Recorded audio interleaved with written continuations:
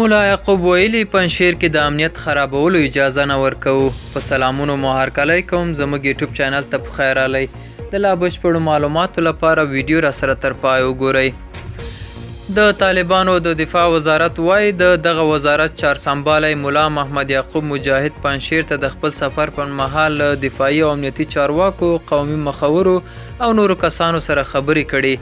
دا سفر د جمعې په ورځ په داسې حال کې شوی چې راپورونه او انځورونه ښیي طالبانو پنجشیر ته د نوي ځواکونو استولي دي.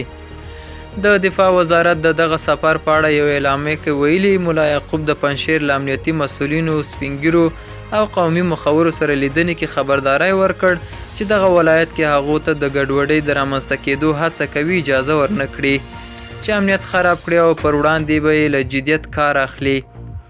د 2020 کال په اګست میاشت کې د کابل او نورو ټولو ولایتونو له سقوط وروسته پنجشیر وروستی ولایت و چې د سپټمبر په لومړیو کې د طالبانو لخوا ونیول شو. خو د ملي مقاومت جبهه وایي په دغه ولایت او همدارنګه په بغلان او تخار کې د طالبانو پر ضد جګړه روانه ده او په سیمه کې د دوی جنګیالي حضور لري.